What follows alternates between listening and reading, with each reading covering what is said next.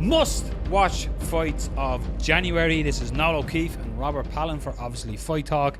So you might get the gist by now. This is where we look ahead to the month that is, and the fights that we think are the top 5 fights of the month ahead. So some notables, Rob, that didn't make it was Souza Brunson. It's a good fight. That's going down to UFC Fox 27th of January. Another one there I think that could have made the list would be Michael Chandler versus Goichi Yamauchi. That goes down January 20th at Bellator 192. And another notable mention, still at Bellator 192, is Rampage Jackson versus Chael Sonnen in the open weight tournament. That didn't make it, but Rob... What do you mean the open weight tournament? Heavyweight tournament. Rob, what's number 5? Number 5 goes down this weekend, UFC Fight Night 124, Stevens versus Choi. It's not Stevens versus Choi, it's Camarillo Oezdemir versus Emil Meek. Why do you think this comes in on the list and why number 5? Usman's at the moment, there's this mystique with Usman, the same mystique that is sort of, not mystique, but with Darren Till. It's this whole, these are the guys in the division that it seems nobody wants to fight. I don't know if it's because they're telling us nobody wants to fight them or just nobody wants to fight them. But Emil Meek wants to fight him, and Usman, Meek, I just think has all the hallmarks here of an absolute barn burner. Yeah, that was potential fight of the year. Yeah, that was one of the talking points when Meek was doing a few interviews.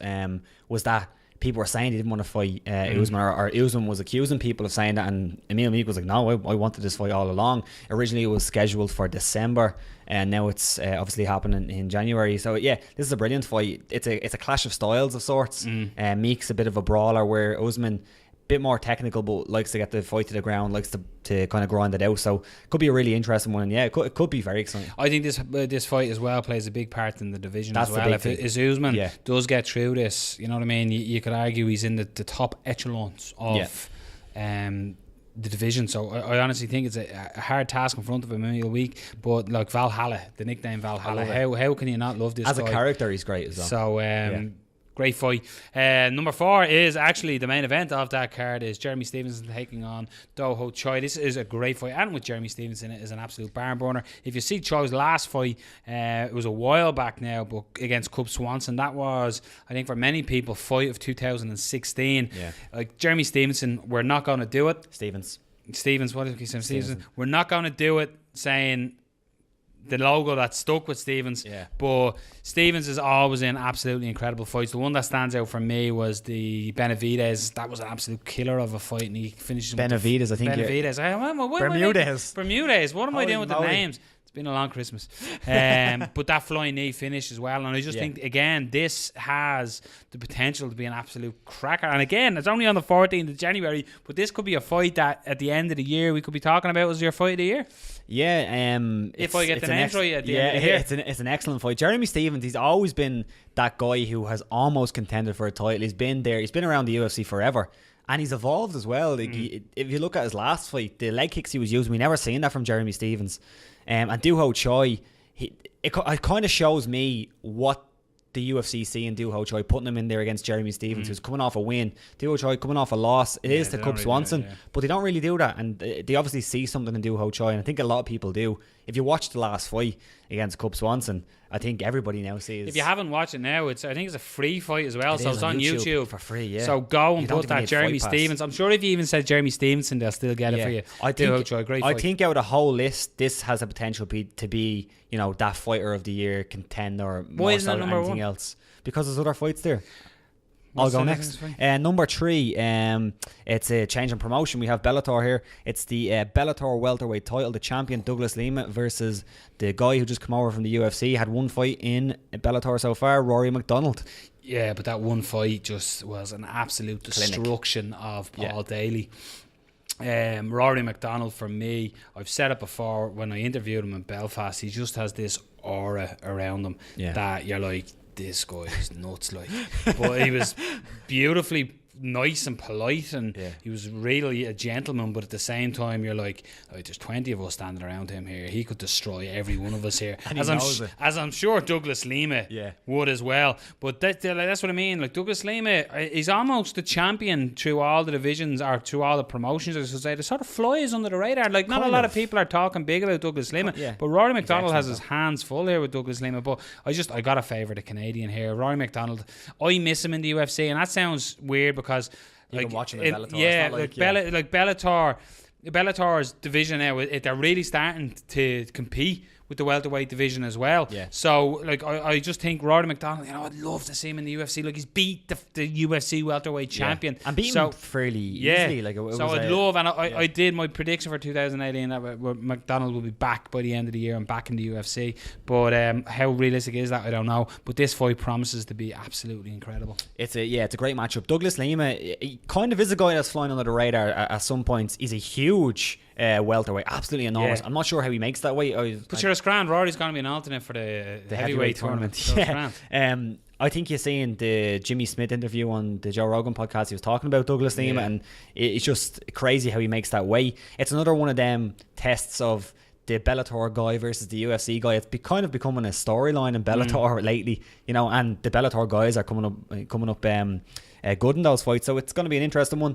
I like the fight. Rory MacDonald is an absolute star, and if Douglas Lima can beat him, I think he becomes a bit of a star as well. 100%. Number 2 is the UFC light heavyweight title on the line. It's Daniel Cormier versus Volkan Oezdemir. I think if we were talking about this a week ago, you'd be like, on how amazing this fight is. But I think the added spice now is the golden snitch was saying that Jon Jones looks like he could be getting off with his USADA thing, because they've sort of found something. I'm not too sure how much of it, but it looks like Jon Jones could be back a lot sooner than he actually is. And I think this is already an incredible fight, and I already think that Oezdemir potentially could finish Daniel Cormier.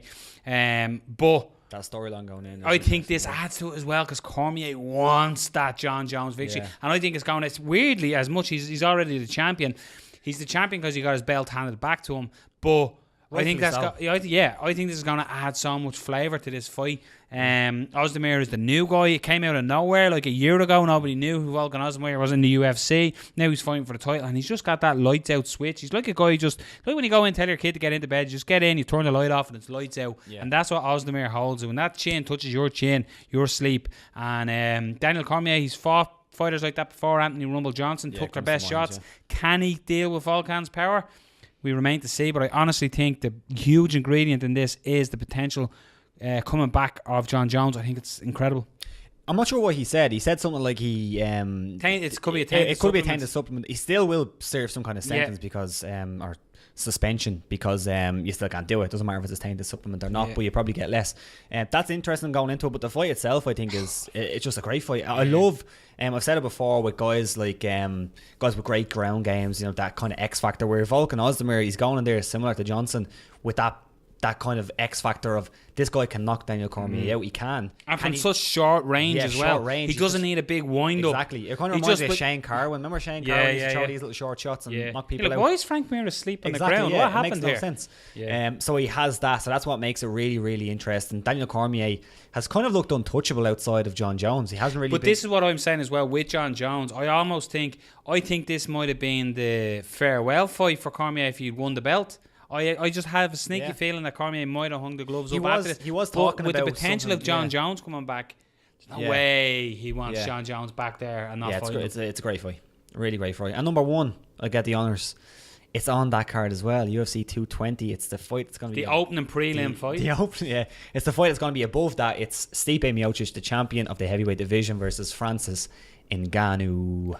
For me, this is number 1 because almost similar to Cormier, Volkan Oezdemir, Francis Ngannou 4 years ago was sleeping rough on the streets of Paris and stuff, and he's now fighting for the UFC World Heavyweight title. This guy is just an absolute natural disaster. He's the Predator, nicknamed Predator by nature as well. Like, he just finishes guys. Like that knockout of Alistair Overeem.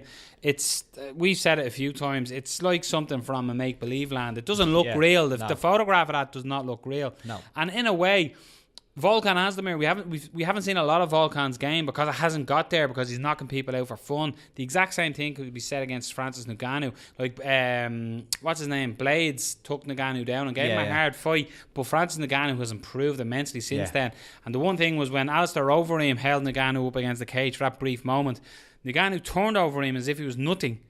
and then got back into striking distance. And this is the thing. A lot of people are forgetting what Stipe Miocic has done. He's got that power as well, but he's also got that relentless takedown drive. Yeah. His boxing is sharper and more technical, I think, than opponents Francis has fought before. I think a lot of people are actually underestimating the champ. Me included, I have to say. I just think when you see a guy like Francis Ngannou knocking people out the way he has been recently, it's hard to ignore. But I honestly think Stipe Miocic, Francis Ngannou, this could be fireworks. It could be over in seconds, or this could be Stipe stuffing Francis up against the cage, not allowing him to breathe, put pressure on them big muscles, and see if he can get the finish of Francis Ngannou. Yeah, and it's the heavyweight division always adds that bit of, as you said earlier on, spice to it, because it proves who the biggest, baddest, best fighter in the world is. The guy that holds that heavyweight title, especially when he's somebody like the potential of Francis Ngannou, and Stipe Miocic, to his credit, he's beat everybody by knockout. He's finished everybody. But the kind of rise that Francis Ngannou has had, just knocking people out in ways that just looks fake, like, and then using this a horrible, haunting, polite French accent to then, jeer you or talk trash to you, and it's like, he's so nice, isn't he? But it's just that, I think it's that heavyweight spice to it as well. 100%. Like, we all love looking at the fights, but when the big boys get in there, there's just something magical. It's also probably the best heavyweight fight we've had.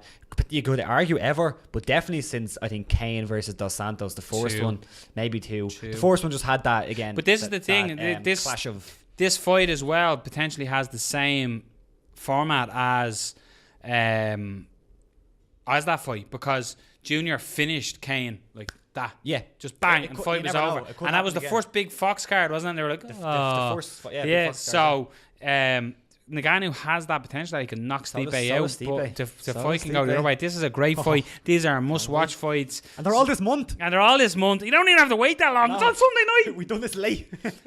So must-watch fights January. Check them out.